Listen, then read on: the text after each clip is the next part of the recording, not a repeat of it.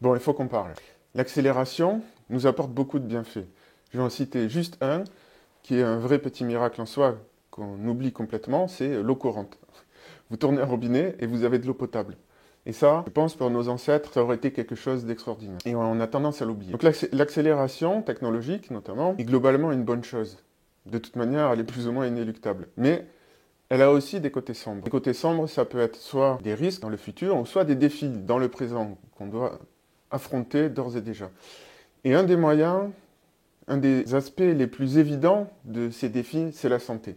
Et c'est ce dont on va parler aujourd'hui. Parce que je trouve que ça nous permet vraiment de toucher du doigt le côté obscur de la modernité ou de l'accélération, si vous voulez. Et dans cette vidéo, il y a deux concepts, deux idées que je voudrais vous faire passer et que je voudrais que vous reteniez.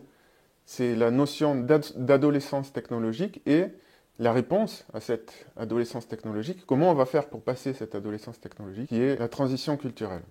C'est vraiment autour de ces deux idées que je vais axer cette vidéo. Et vous allez comprendre comment ça s'articule exactement.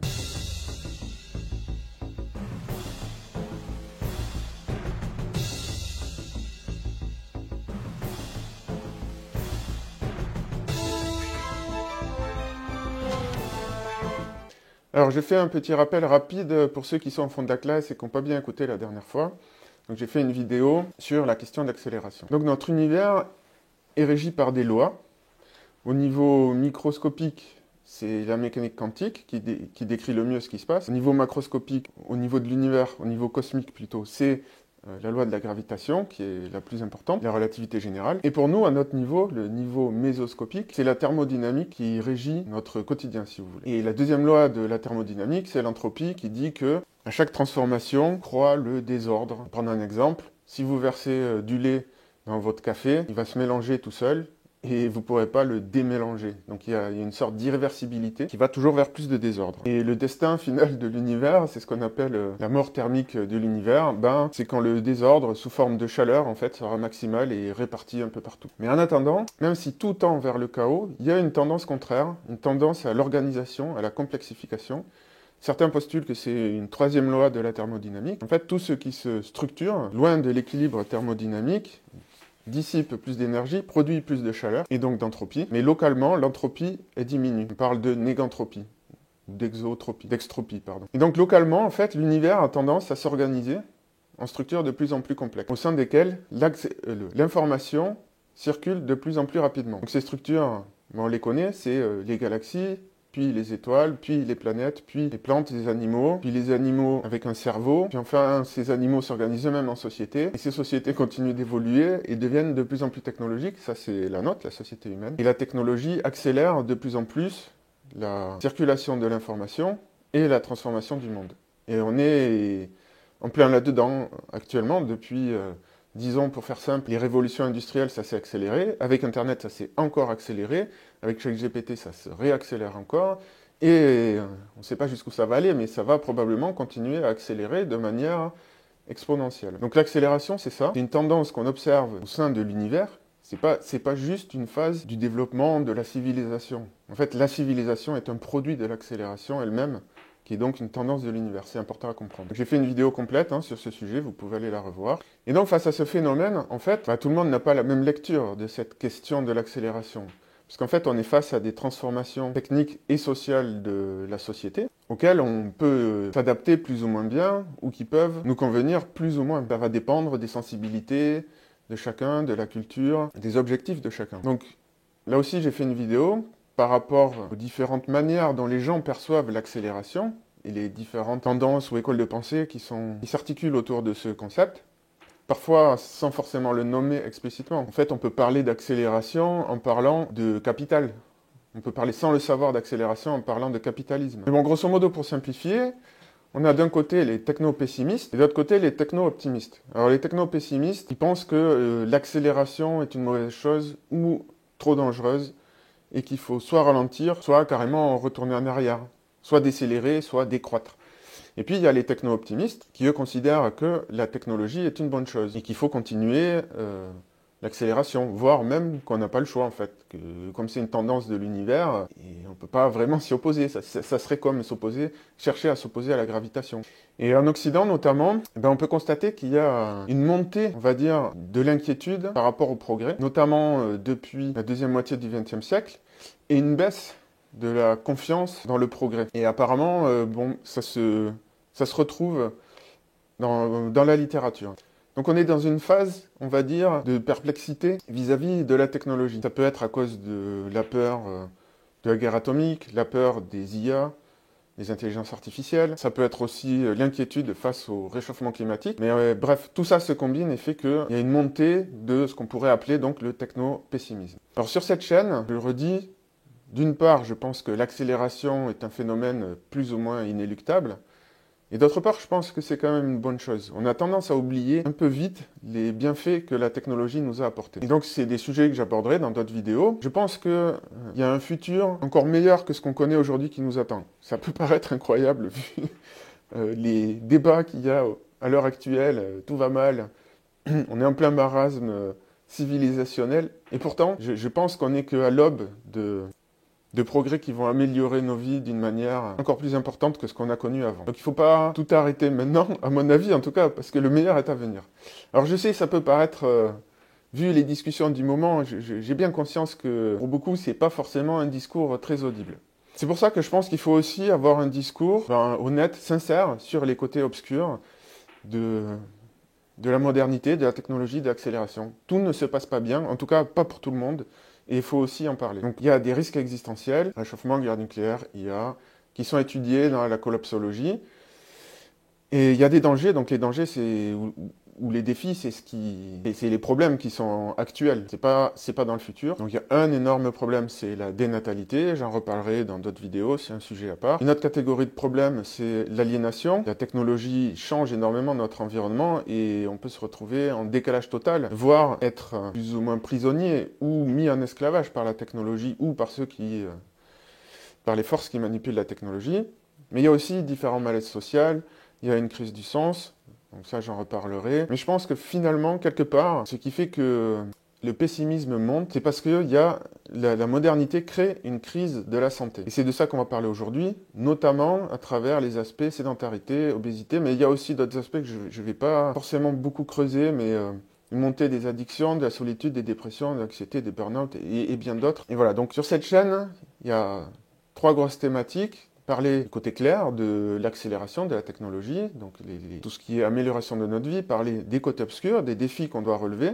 Et l'auto-accélération, c'est comment, à titre personnel, se positionner et profiter de l'accélération, comment s'adapter dans ce monde qui change de plus en plus vite. Alors voilà, on en arrive au premier concept que je voulais introduire, la notion d'adolescence technologique. Je pense que, disons, je ne sais pas, d'ici 50 ans, 100 ans, peut-être 200 ans, il y a une partie impondérable qui va être impossible à prévoir. Mais disons que dans pas très longtemps, on pourra vivre jusqu'à 100 ans en bonne santé.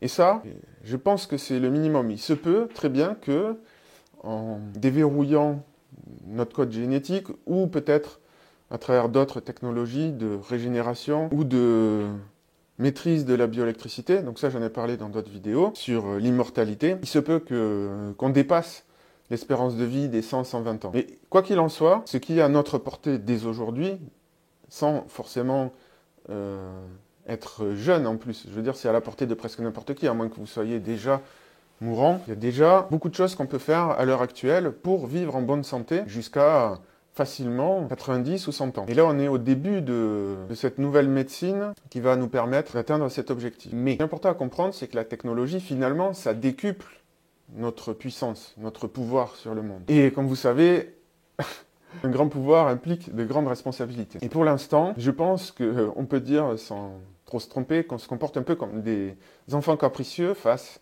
à la technologie. On n'a pas encore acquis la sagesse, collectivement, je veux dire, certaines personnes l'ont plus que d'autres, mais collectivement, on n'a pas encore acquis la sagesse pour l'utiliser correctement. C'est pour ça que la technologie pourrait se retourner contre nous. Je ne vais pas m'étendre dessus, mais ça pourrait être sous la forme d'une guerre atomique, ça peut, si on y prend garde, ou si on fait rien, être le réchauffement climatique qui s'emballe, Ça peut être une pandémie globale, puisque aujourd'hui on est tous tellement interconnectés, les villes sont tellement denses que, on l'a vu avec la Covid, on pourrait se retrouver avec une pandémie bien pire. Ça pourrait être aussi une disruption économique, des effets de cascade qui se produiraient au niveau de la finance, puisque actuellement il y a un poids de la finance globale qui est tel que ça peut déclencher des crises énormes, comme on a eu en 2008. Il faut savoir qu'en 2008, on est passé tout proche de la catastrophe. Le système global en entier aurait pu s'effondrer. Et je ne vais pas m'étendre dessus, mais il y a une histoire extrêmement intéressante d'un journaliste au beau milieu de la crise qui voyait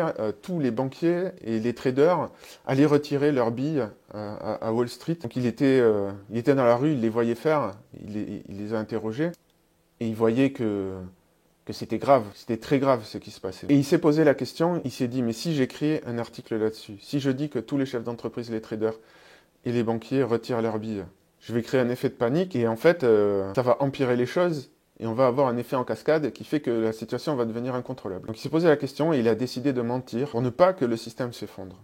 Alors je dis pas que tout reposait sur ses épaules, mais ce que je veux dire, c'est que la crise économique, en fait, quand on creuse un peu, la crise économique de 2008, quand on creuse un peu ce qui s'est passé derrière, on voit que l'informatique, donc l'accélération de la transmission d'informations, a joué un rôle immense.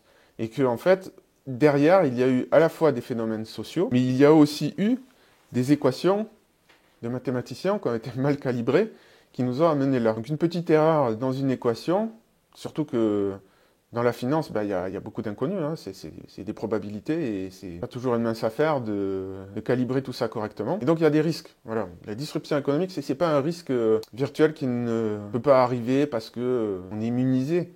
Non. Voilà. Dans les autres risques, il y a aussi le crédit social, comme en Chine, la possibilité d'esclavage numérique, j'en ai aussi parlé. L'État qui a tendance à nous micromanager, et avec les outils du numérique et les IA et les intelligences artificielles, ça pourrait aller très loin.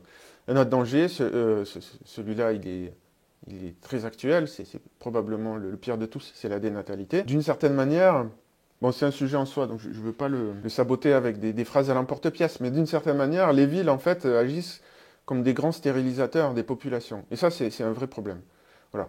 Bon, il y a d'autres soucis à cause de l'aliénation, le fait que par rapport à la manière dont nous avons évolué au cours des âges, nous avons évolué dans un certain environnement, jusqu'à il n'y a pas très longtemps, jusqu'à avant les révolutions industrielles, on vivait d'une certaine manière. Et tout d'un coup, en très peu de temps, en quelques générations, ça a complètement changé, nos modes de vie. Et donc, ça crée un malaise chez les gens. Donc là, il faut aller regarder un petit peu du côté de la psychologie évolutive, et c'est ce qui s'appelle la théorie du mismatch, pour comprendre pourquoi, en fait, tout le monde ne s'adapte pas aussi bien qu'il le faudrait, ou en tout cas aussi bien que d'autres, à cette ère technologique. Et ça crée des différents troubles, dont les addictions sont une manifestation, à mon avis. Alors, l'adolescence. Qu'est-ce que c'est l'adolescence? Si je parle d'adolescence technologique, et c'est ça que j'aimerais que vous reteniez, c'est un terme très précis.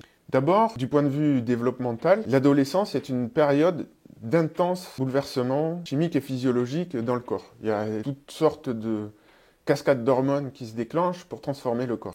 Et on pourrait dire d'une certaine manière que oui, mais l'humain se transforme plus pendant qu'il est enfant qu'à l'adolescence, certes. Mais en fait, en quelque sorte, c'est une transformation qui est constante. C'est la croissance, en fait, c'est la phase de croissance. Donc si vous voulez, quelque part, c'est un processus qui reste stable relativement.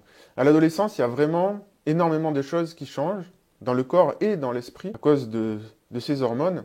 Donc c'est une période autour de la puberté qui est très particulière. Mais il y a un autre aspect dans la nature, nous on a tendance à l'oublier parce qu'on ne vit plus dans des environnements entre guillemets naturels, c'est que l'adolescence est une période de grand risque. Pourquoi c'est comme ça? En fait, dans la nature, la plupart des espèces, en tout cas chez les mammifères et les oiseaux, c'est comme ça. Quand vous êtes petit, vos parents sont là et vous protègent. Et quand vous êtes grand, quand vous êtes adulte, vous avez appris à vous protéger. Et entre les deux, il y a cette fameuse période de l'adolescence où finalement vous vous émancipez de la tutelle de vos parents, mais vous n'êtes pas encore complètement adulte vous-même. Et dans la nature, en fait, c'est là que la plupart des individus meurent.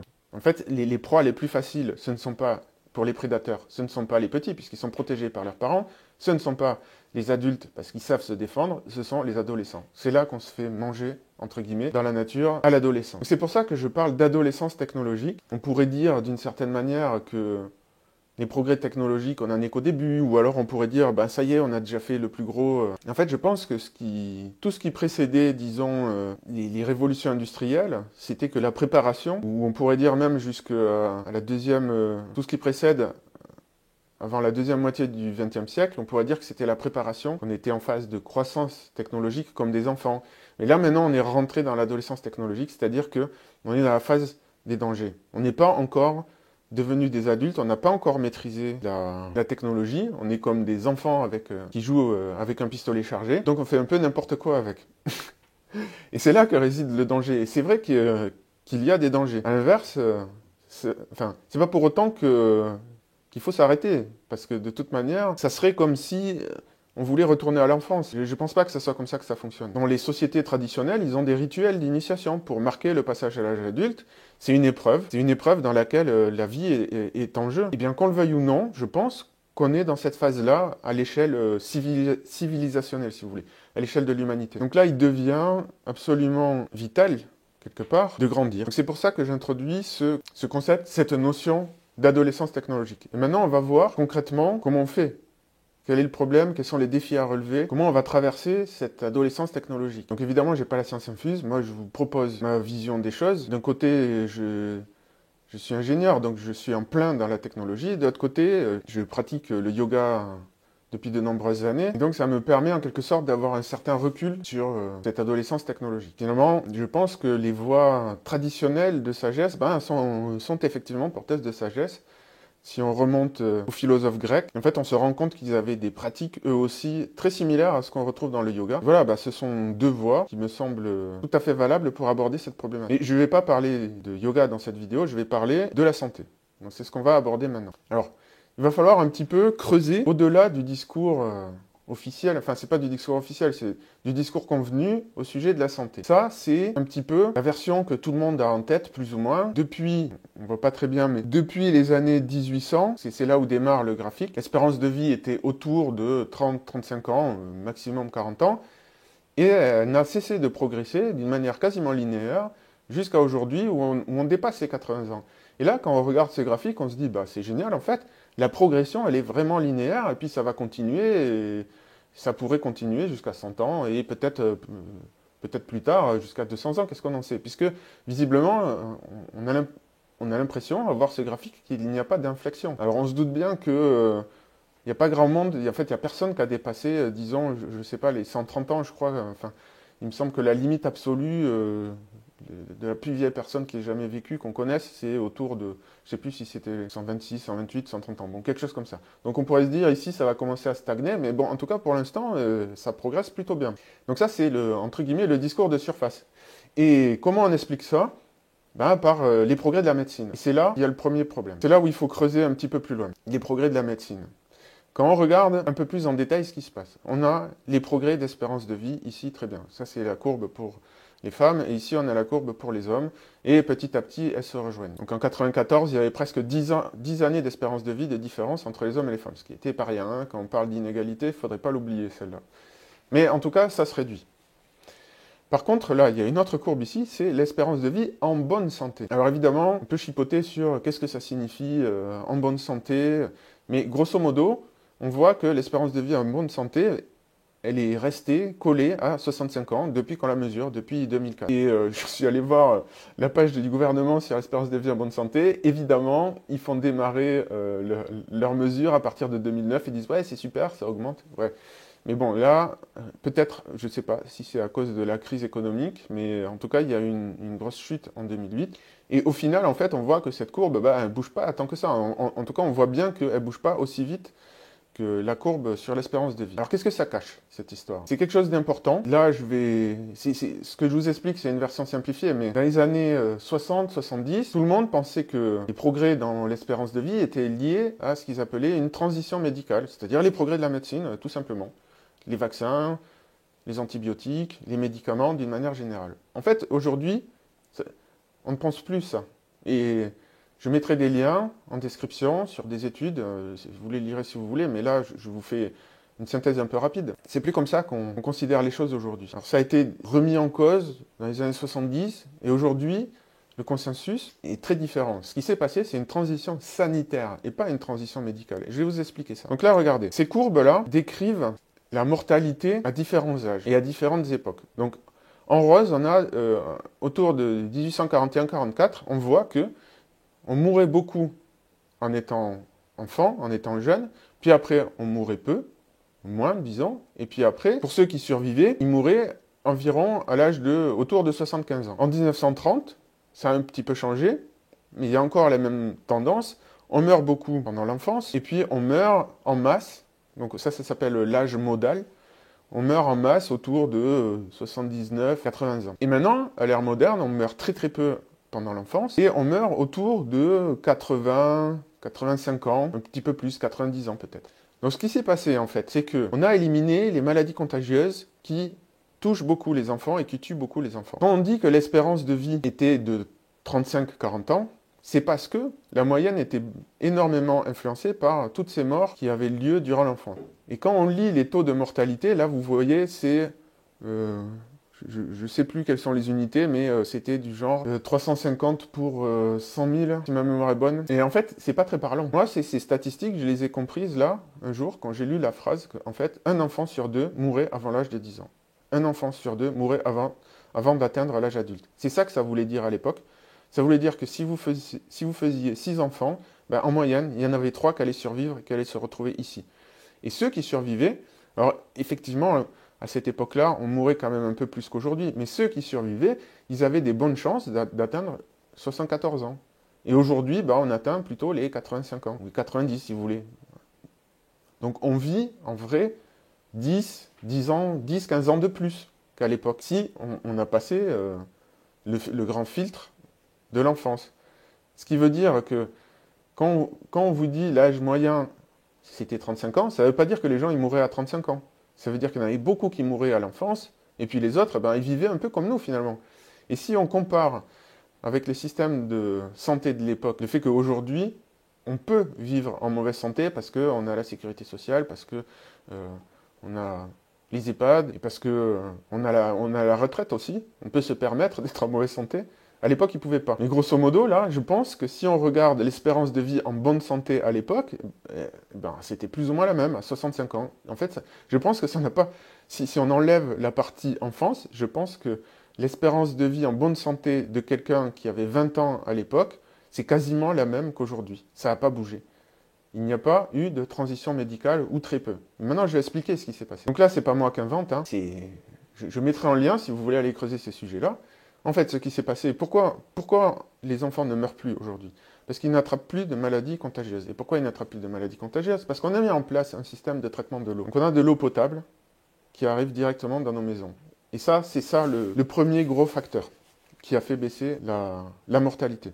Ensuite, il y a la chaîne du froid, ou si vous voulez, tout le système de conservation des aliments, y compris dans les silos, mais d'une manière générale, et toute la logistique de conservation des aliments, donc ça inclut aussi les conserves, mais aussi la chaîne du froid, et aussi donc le stockage en amont, qui fait que on ne transmet plus des bactéries en veux-tu, en voilà. Ensuite, il y a eu un changement, évidemment, de pratique, un changement culturel, qui a été l'introduction du savon, à partir du moment où on a compris que c'était des germes, des bactéries, des microbes qui transmettaient les maladies.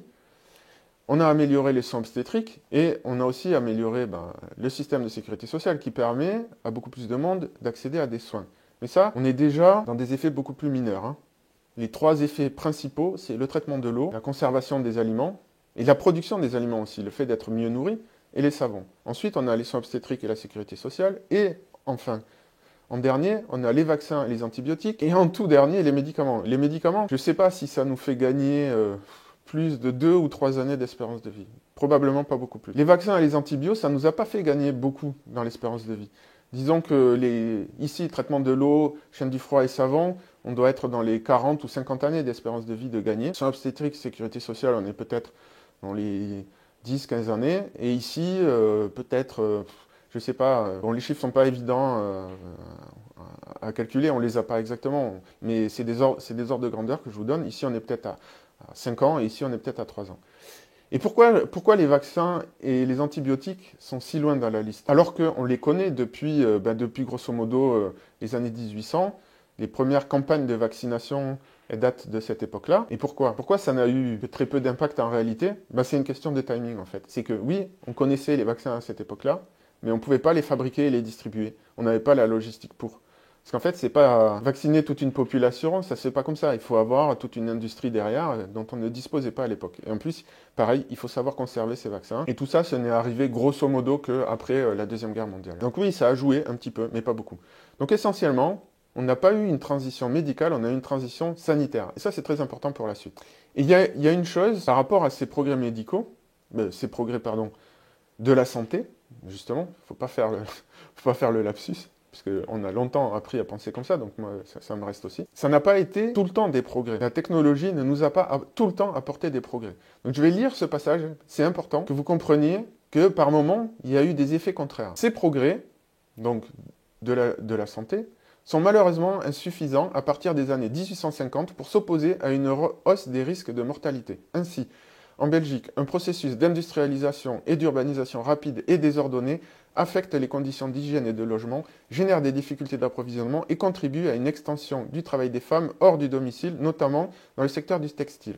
Ces facteurs provoquent directement ou indirectement une recrudescence de la mortalité des enfants très sensibles aux maladies infectieuses, telles que la rougeole, la scarlatine, et surtout les entérites et les diarrhées. Voilà. Plus tard, les poussées épidémiques de choléra et de variole, la détérioration des conditions de vie inhérentes à la Grande Dépression économique des années 1873-1892 altèrent aussi l'amélioration de suivi des nourrissons.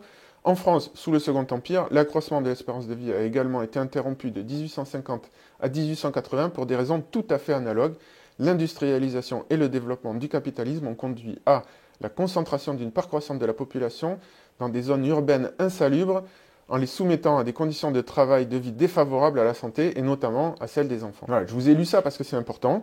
Le progrès technologique peut être contre-productif, notamment en termes de santé, ou en termes de progrès social, si vous voulez. Donc ça, c'est aussi une réalité. Alors je sais que c'est le cheval de bataille de beaucoup de monde de dire que le capitalisme est défavorable ou crée à certaines personnes ou crée des inégalités, etc., etc. Globalement, c'est pas le cas. Globalement, la santé de tout le monde s'est améliorée. Globalement, il vaut mieux être un pauvre au XXIe siècle qu'un roi au XVIIe siècle, à tout point de vue.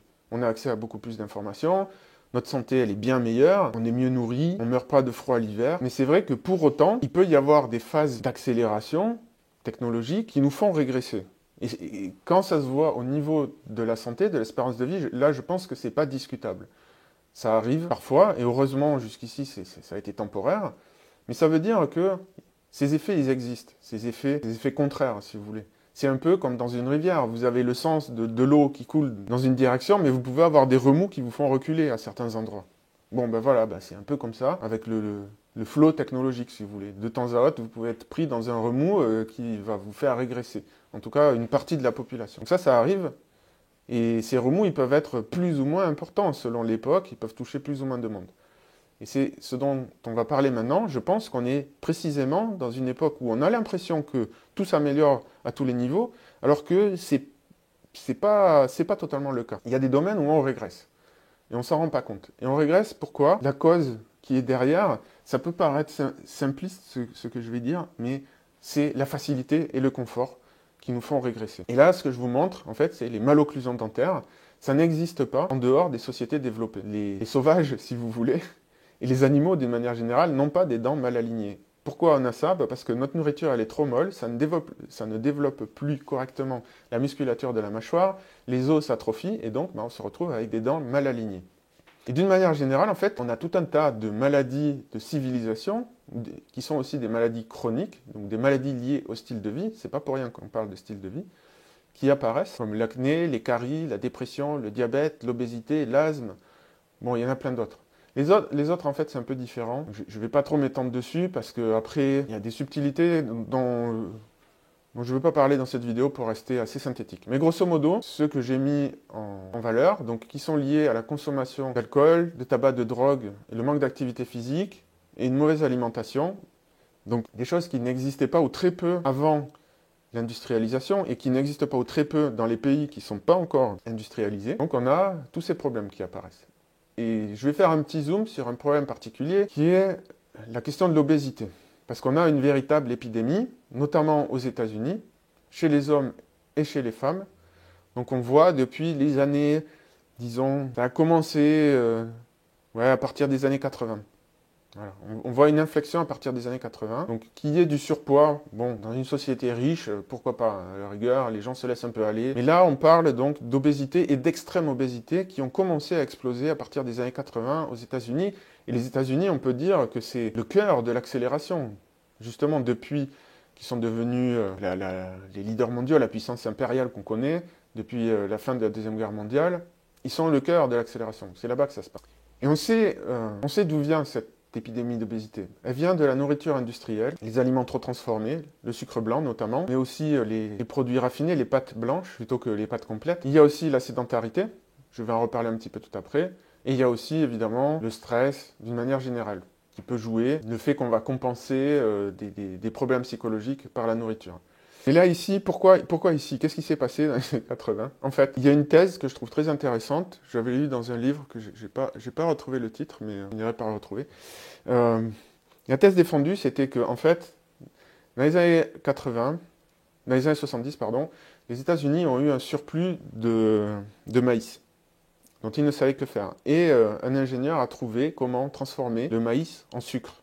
Le sucre du maïs en sucre de maïs, en fait, en sirop de maïs. En fait, ils ont utilisé ce sirop de maïs dans les coca et autres pour écouler le stock.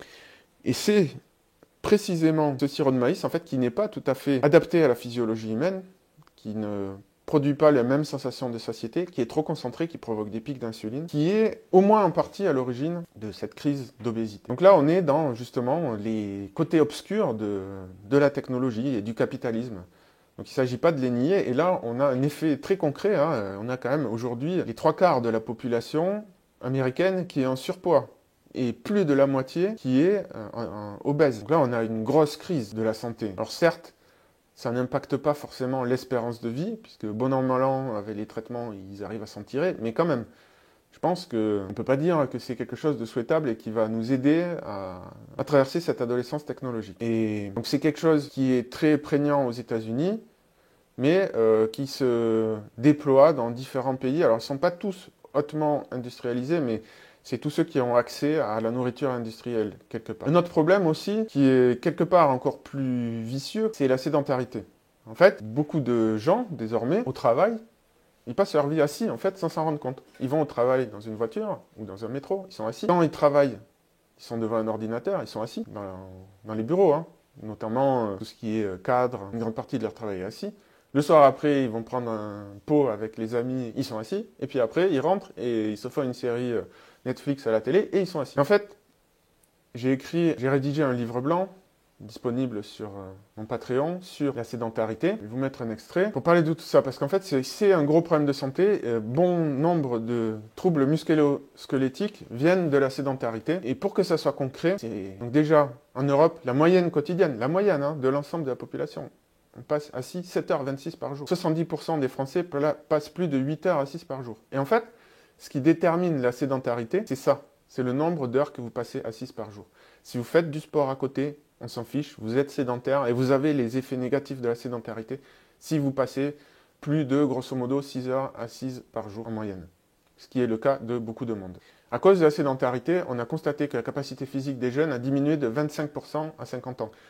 On le voit notamment sur les capacités sportives, quand ils font des 100 mètres, etc. Ça a été mesuré comme ça.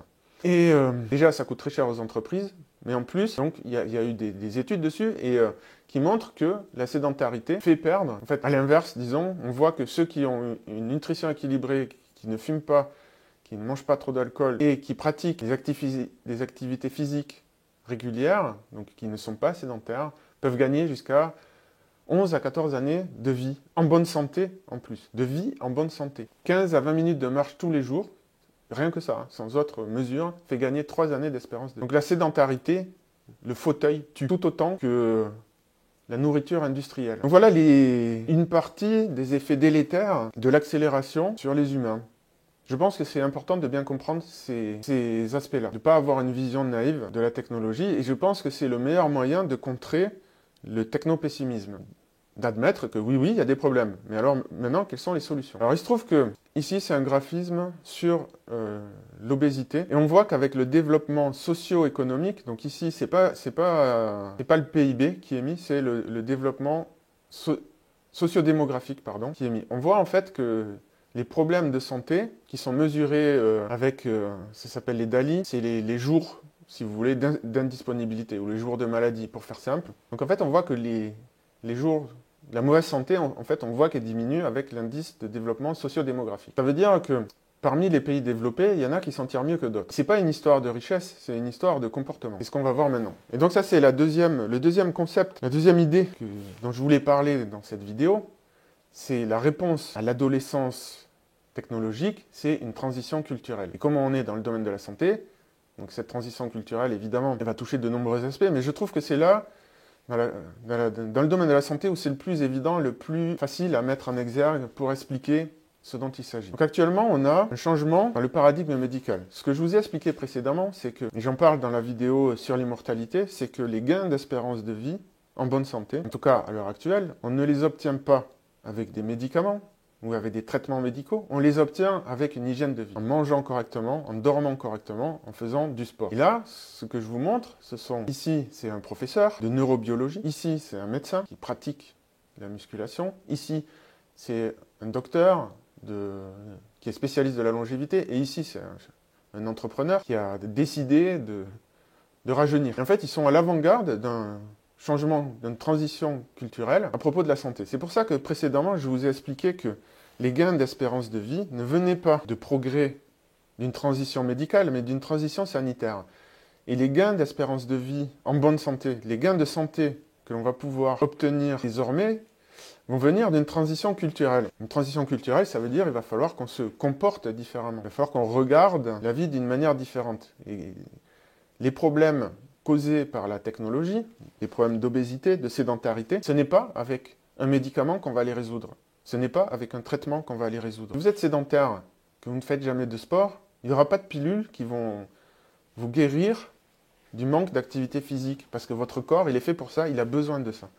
Évidemment, on peut tricher, on peut essayer de tricher en ingérant je ne sais quel produit pour faire croire au corps qu'il a fait du sport ou je ne sais quoi, mais ça ne fonctionnera pas. Parce que le corps est un organisme, ce n'est pas un mécanisme. Et ça aussi, ça fait partie de la transition culturelle et du changement de paradigme médical qui est en cours. Donc là, ce que je vous dis, ce ne sont pas mes idées personnelles sur la question.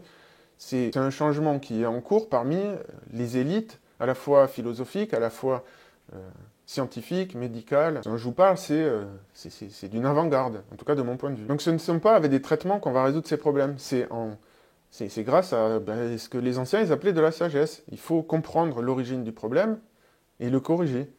Et pas attendre un remède miracle. En fait, c'est très simple. La technologie nous offre des facilités. Et clairement, je ne suis pas en train de rejeter ces facilités. Le fait que les enfants ne meurent plus en bas âge, il n'est pas du tout question de revenir là-dessus. Le fait d'avoir de l'eau potable à la maison, le fait d'avoir de l'électricité et la lumière à la maison à toute heure, le fait de pouvoir se chauffer et se déplacer, s'informer, il n'est pas question de revenir là-dessus. Mais par contre, il faut faire attention à l'excès de confort. Je vous ai donné quelques exemples. Les malocclusions dentaires, bon d'accord, on peut les corriger avec je ne sais pas comment ça s'appelle exactement, enfin, avec des bracelets qu'on met dans les dents. Mais autant faire ce qu'il faut, c'est-à-dire mâcher de la nourriture solide et se développer correctement, non? Vous croyez pas? Et c'est pareil pour la sédentarité. Il faut changer il faut prendre conscience que le fauteuil, que être assis à l'excès, ce n'est pas bon, et changer nos comportements. Et c'est pareil pour la nourriture industrielle. Il faut comprendre que le sucre blanc est aussi addictif que la cocaïne, donc il faut s'en méfier. Il vaut mieux prendre à la rigueur des sucres roux ou carrément diminuer fortement son addiction au sucre. En fait, on est addict au sucre. Moi, quand je vais dans des restaurants en ville, parfois, je commande un dessert. En fait, au bout de 2 bouchées, j'en peux plus. C'est tellement sucré. C'est là où je me rends compte du delta avec les gens. Ils trouvent ça bon. Ils sont habitués, en fait, à des doses de sucre. Que pour moi, c'est pas une exagération. C'est vraiment dégoûtant. Je n'arrive plus à manger ces desserts-là. Ils sont trop sucrés. C'est comme si vous preniez n'importe quel plat et que vous mettez 10 fois la dose de sel, vous n'avez pas trouvé ça bon. Ben voilà, ben moi ça me fait pareil pour le sucre. Donc en fait, c'est une question de palais, si vous voulez, de s'habituer petit à petit. Il ne s'agit pas de se faire violence et de s'interdire le sucre du jour au lendemain. Il s'agit de s'habituer à des saveurs plus subtiles. Et comme ça, on évite des effets délétères de l'industrialisation, de l'accélération. Donc grosso modo, la nature...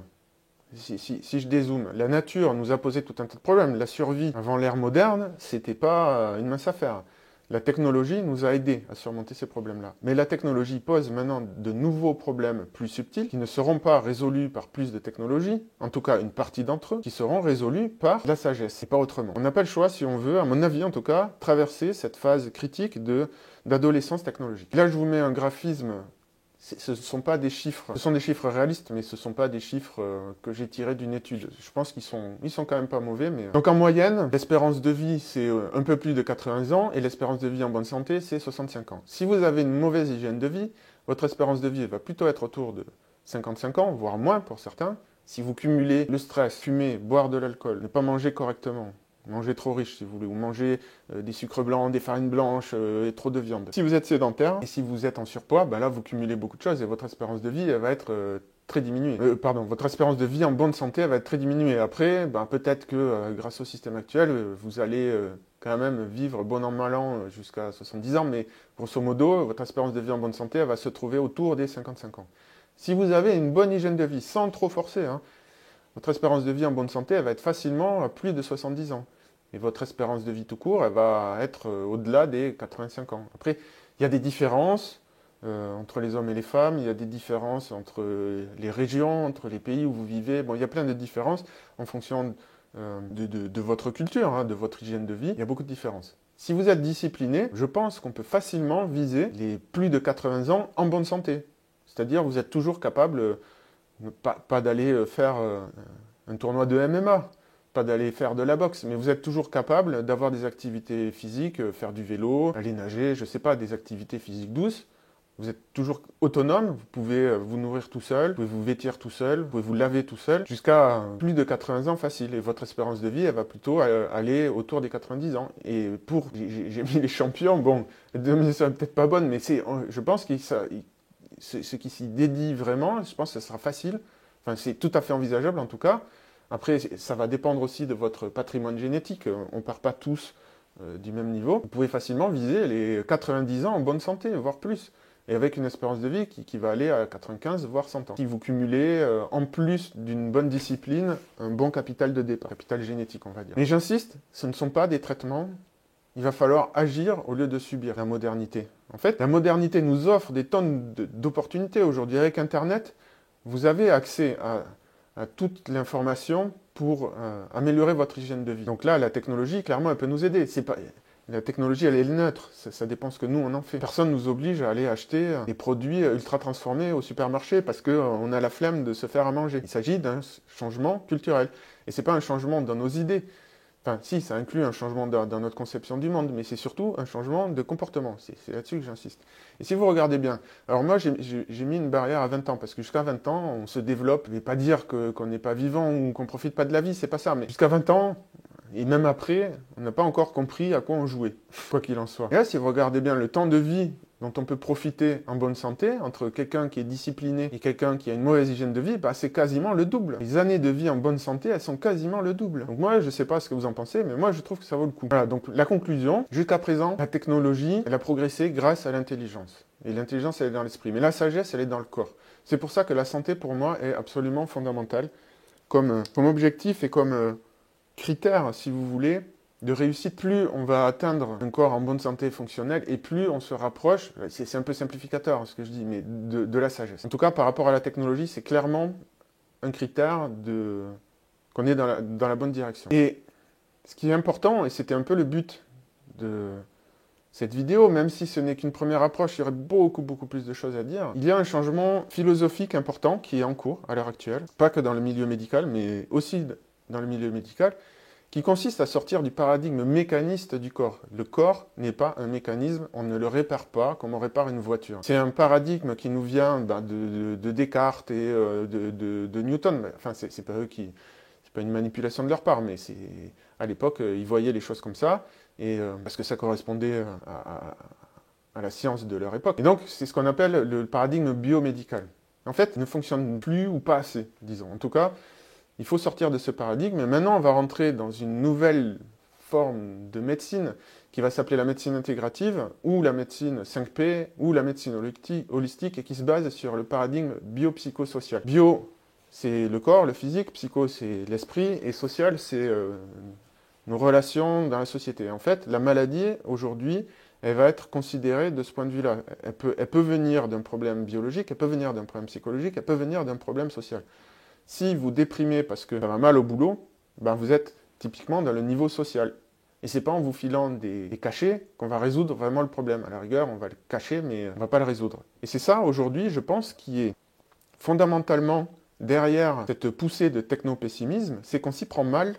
Les gens sont pas bien, il y a un malaise, ils sont soit malades, soit malaise vis-à-vis de la technologie, parce qu'en fait, la santé des gens se dégrade.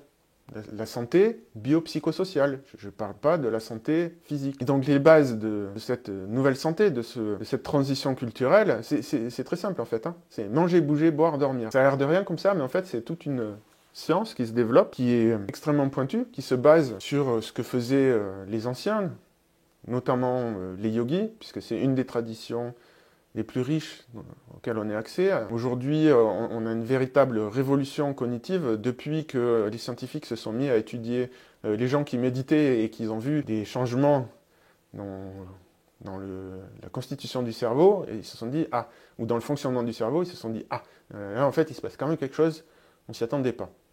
Donc c'est ce qu'on appelle la révolution de la pleine conscience, ça concerne les sciences cognitives, mais il y a aussi une révolution médicale qui explique que les gains d'espérance de vie en bonne santé, c'est surtout à base de comportements qu'on va les obtenir, donc en mangeant correctement, notamment en pratiquant le jeûne intermittent, en bougeant correctement. Ça ne veut pas dire faire du sport à outrance, ça veut dire ne pas être sédentaire d'une part, et puis faire fonctionner son organisme de manière optimale. Donc il faut faire des séances de sport bien calibrées.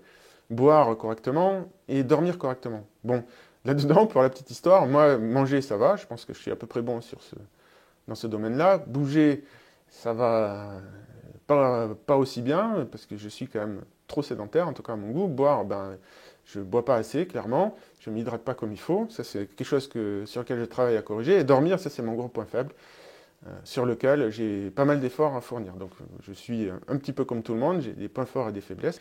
Et en fait, ce gros changement qui est en train d'intervenir parmi l'avant-garde des scientifiques, de certains scientifiques universitaires et médecins, ça commence à s'appeler les Lumières 2.0. C'est une véritable révolution qui est équivalente en ampleur et en changement avec ce qu'il y a eu avec les Lumières de la fin du Moyen-Âge. Et cette vidéo était une petite introduction à tout ça. On en reparlera plus en détail. Si le sujet de l'accélération, les côtés clairs, les côtés obscurs, ce dont on a parlé aujourd'hui, mais aussi l'auto-accélération, c'est-à-dire concrètement comment on fait dans ce monde qui s'accélère technologiquement pour profiter, au lieu de subir, de l'accélération.